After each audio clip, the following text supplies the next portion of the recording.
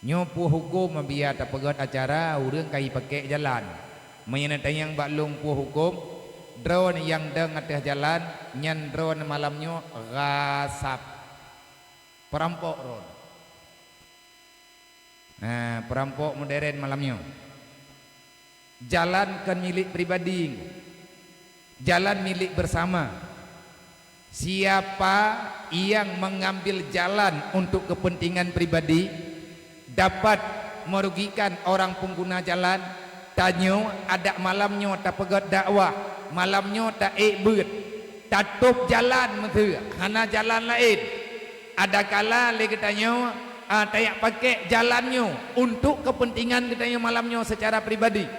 Nah urang lewat kadang kena yak urang rumah sakit ataupun kena tahu orang sakit ataupun orang kena wa rumah meden yang katanya long laki maah bang jaro tiplo dia tule kan long yak pegah kekeh mono mendih tapi tak pegah yang sebenarnya yang namanya jalan raya artinya jalan lalu lalang manusia be ile ada pegah tayak deng katanya tayak dengar beut tak sembahyang atas jalan hukum semayang atas jalan tadang tanyo atas jalan tak semayang sembahyang sah tapi tanyo tak sengaja ada sembahyang atas jalan hanya lewat gop nyan tanyo berdosa. Kenapa? Karena kita telah mengambil hak orang lain. Nyo ke urang minah dekatan yang kan duduk nan awak dengar pidato nama deh tika gedepu hukum ngethe ju samping hai kaminah ju dihai han yang nang yang dengar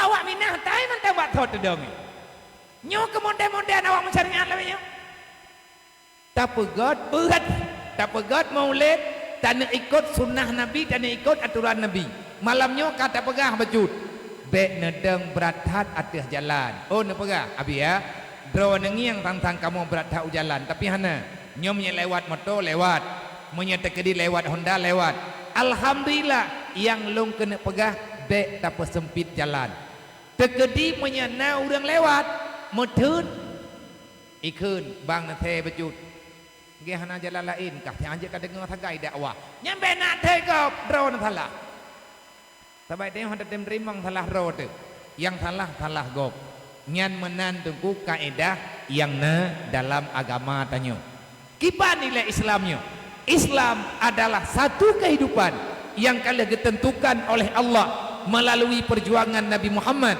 Kamu jangan mengganggu orang lain walaupun orang lain mengganggu dirimu maka ahsin ilaman asauka berbuat baiklah kepada orang yang tidak berbuat baik kepadamu. Nah urang ipo buat pro kegadanya nyan geyubalah kepada urang yang ahsin berikan kebaikan kepada orang yang telah berbuat kejahatan kepadamu. Itu adalah muslim terbaik di hadapan Allah lagenyan yang gatu li Nabi Muhammad menan yang gayu oleh Allah sebab watia getanyo merendah diri tak terima tanyo yang teraniaya hantabalah kepada orang yang putus asa getanyo. Itulah akhlak yang tertanam dalam jiwa Nabi Muhammad. Oh tak apa ilong hae lom lagenyan ku buat menyana urang ikun kelong menyana kurumpa balah nyan kuyak preh lang jurung ni menyana kurumpa balahan dengar ku nyan kedupnan nunggu pemahaman katanya uronyo etnan baru tak buat nyawang tekarap abe menyalaganyan akhlak katanya bagaimana caranya kita untuk memasuki dalam surganya Allah hantamong dalam surga anggu menyagatanyo mantang buruk akhlak mantang tanyo buruk perangui.